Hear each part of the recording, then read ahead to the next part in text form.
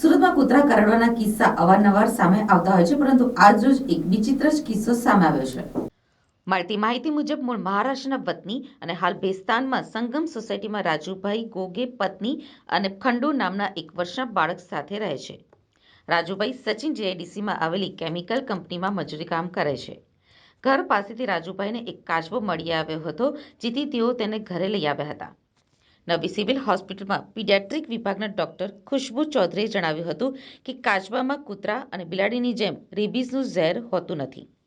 કાચબાનો સ્વભાવ પણ સામાન્ય હોય છે. તે આમ કોઈને બચકું ભરતું નથી, પણ ખંડુને સારવાર માટે લઈ આવતા તેને 24 કલાક ઓબ્ઝર્વેશનમાં રાખવા માટે કહ્યું હતું. વધુમાં તેમણે જણાવ્યું હતું કે કાચબાના બચકું ભરવાથી કંઈ થતું નથી. બાળક આવ્યું ત્યારે પણ તેને કંઈ અસર ન હતી. બચકું ભરવાથી લોહી નીકળવું કે સોજો આવી જવું જેવું જ કંઈ જ થયું નહોતું. કાચબો ઝેરી હોય નહીં, એટલે એની કોઈ જ એન્ટીડોટ કે કોઈ ભારે રસી પણ આવતી નથી.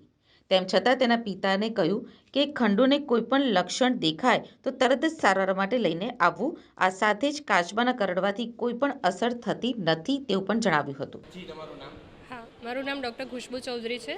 હું અસિસ્ટન્ટ પ્રોફેસર તરીકે પીડિયા ડિપાર્ટમેન્ટમાં છેલ્લા 6 વર્ષથી કામ કરું છું. ગઈકાલે અમારી પાસે 1 વર્ષનું બાળક આવ્યું હતું કેઝ્યુઅલ્ટીમાં. એના ગાલના જમણા ભાગ પર કાચબો કરડી ગયો હતો. એ કાચબો એમના ઘરમાં જ હતો, જે પેટ પ્રાણી તરીકે જ હતું.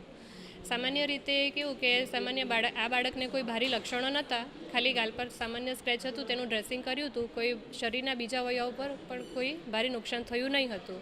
આમ સામાન્ય રીતે સાદા કાચબા ઘરના કેવી રીતે હોય એવું કોઈ ભારે નુકસાન થતું નથી, પણ દરેક પેરેન્ટ્સે થોડી સાવચેતી રાખવી જોઈએ કે અજાણતા બાળકને કોઈ બીજું જાનવર કે ભારે કરડી જાય અને આપણને ખ્યાલ ન રહે અને લક્ષણો વધી જાય કે એવી કંઈ તકલીફ ના થાય.